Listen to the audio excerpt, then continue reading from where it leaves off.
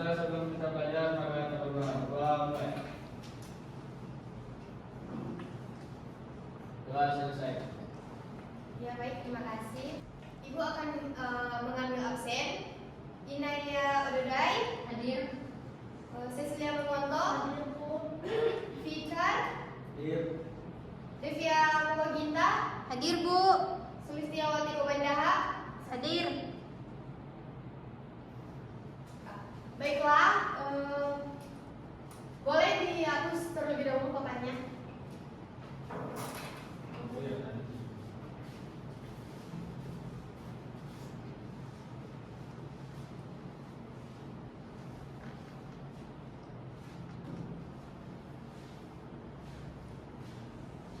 Baiklah, hari ini kita akan belajar materi tentang riba.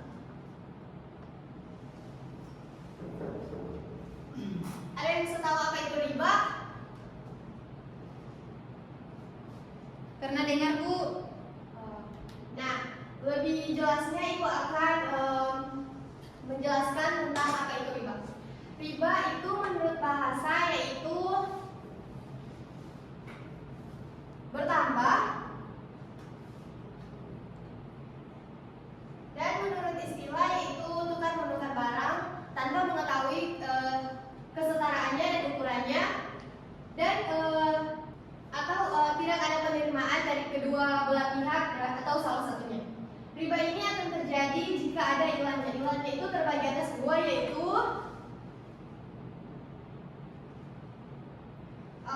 yang pertama ada makanan,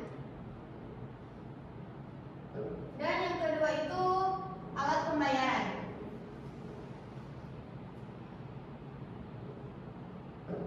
Kalau di makanan ini berupa makanan pokok sehari-hari yaitu beras, gandum, buah-buahan, jahe, dan lain sebagainya. Di makanan ini menjadi ilannya itu tanpa objek alat, yaitu berupa alat dapur dan alat lain sebagainya. Selanjutnya di alat pembayaran ini, yang seperti kita ketahui zaman sekarang itu ada namanya alat pembayaran lewat emas atau perak. Nah, alat pembayaran ini yang menjadi riba yaitu seperti sama jenisnya tapi ilannya itu berbeda. Contohnya itu emas dan emas. Selanjutnya emas dan perak, perak dan perak. Nah, yang menjadi ribanya itu, yang tidak menjadi ribanya itu yaitu sama jenisnya tapi ilannya itu berbeda.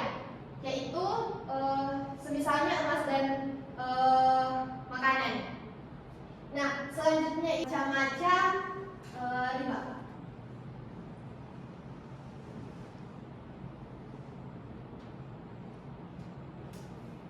Macam-macam riba ini terdiri atas 4, yaitu yang pertama riba fadli.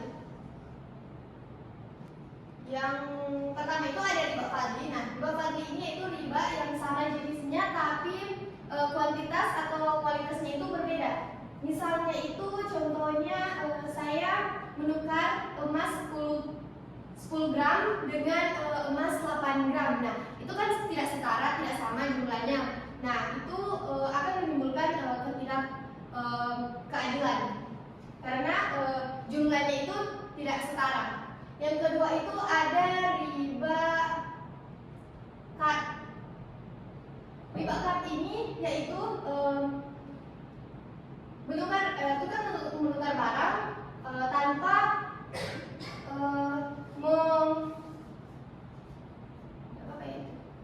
tukar menukar barang tanpa sampai di selesai. Misalnya itu satu belah pihak dan keduanya itu melakukan transaksi, namun ketika belum selesai transaksinya itu mereka itu sudah berpisah. Nah, itu yang dinamakan dengan riba kad. Nah, yang selanjutnya itu ada riba nasiah.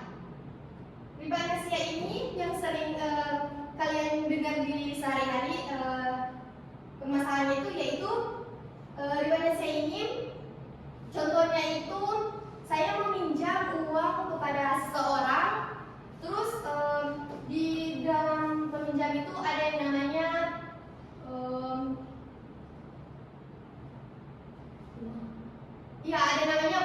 ya betul adanya pembicaraan dengan bunga tambahan. Nah, contohnya itu meminjamkan 1 juta, terus dalam tempo 1 minggu itu ia akan mengembalikannya itu senilai 1.200.000. Nah, yang menjadi ribanya C itu yang tambahan bunga yaitu berapa? 200 ya betul. Nah, selanjutnya ada riba jahiliyah. Riba jahiliyah ini hampir sama dengan riba nasiah, cuma riba jahiliyah ini dia mendua kali lipatkan dari bunga nasiah ini. Jadi riba nasiah ini dicontohkan dalam sehari-hari yang seperti kalian dengar atau kalian pernah mengalami.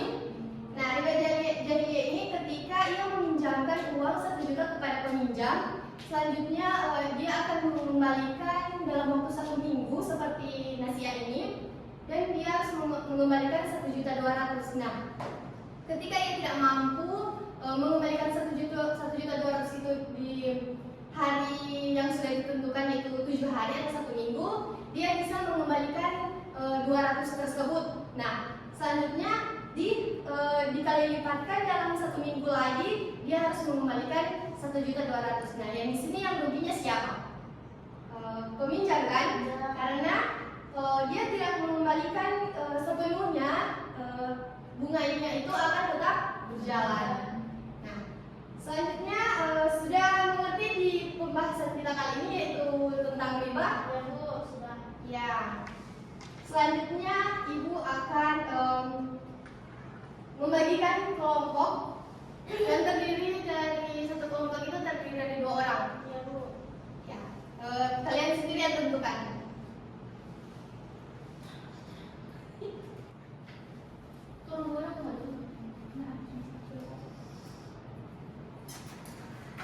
Sudah ada teman sekelompok kalian?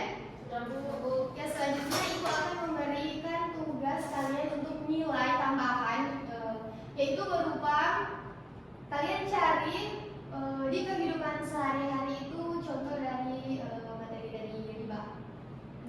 Untuk itu dan setelah itu kalian mempresentasikan untuk 1 orang setiap kelompok di depan. Ibu kasih waktu itu 2 menit dari sekarang.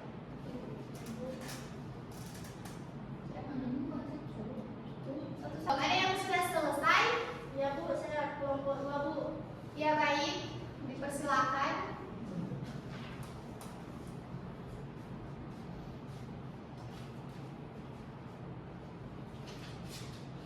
Silakan. Jadi jawab tadi nggak apa-apa kan? Contoh kasus. Yo. Nggak apa-apa loh. Dia habis tuh boleh. Tapi ini kan berbasis permasalahan. Cuma ingat Ibu, contoh kasusnya yaitu saya meminjam uang kepada teman saya yang tidak mensyaratkan tambahan. Namun dalam masa peminjaman tersebut saya mendapat oleh-oleh dari suatu tempat dan ingin membagikannya kepada teman yang dipinjami uang tersebut. Apakah itu termasuk riba? Mengingat setiap manfaat yang didapat dari utang adalah riba. Jawabannya Bu.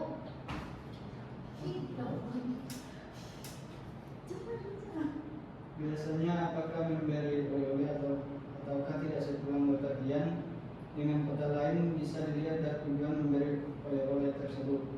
Jika memberi oleh-oleh karena memiliki utang atau hanya memberi dalam masa utang, maka itu termasuk riba. Hal ini mengingatkan bahwa tambahan yang tidak disyaratkan hanya boleh diberikan saat pelunasan atau setelah pelunasan, namun tidak boleh dalam masa pelunasan. Ya baik, terima kasih dari ambasador.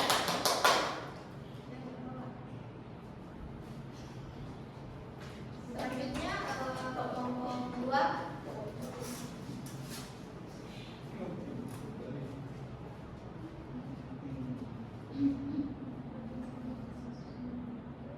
Jadi yang kami temui, beberapa pemberi utang ketika mensyaratkan tambahan jika pengutang membayar lewat tempo beralasan bahwa uang yang mereka pinjamkan seharusnya bisa menjadi modal usaha atau untuk memenuhi kebutuhan. Maka bagaimana cara Islam menanggulangi kerugian yang mungkin dialami oleh pemberi pinjaman? Jawabannya Nah, jadi solusinya itu yang ditawarkan adalah jaminan. Nah, jika Anda meminjamkan uang kepada si peminjam dan meminta agunan, pada dasarnya ketika agunan itu macet, maka si peminjam akan menjual barang yang menjadi jaminannya. Sekian. Ya, sekian. Diberi atas dulu. Terlihat kalian sudah memahami materi pada hari ini, yaitu tentang materi riba. Nah, ada pertanyaan atau sudah dimengerti? Sudah mengerti Bu? Ya, sekian. Sebelum kita tutup, marilah kita melafazkan hamdal. Alhamdulillah. Terima kasih. Nanti kita ketemu lagi pada mata pelajaran di minggu depan.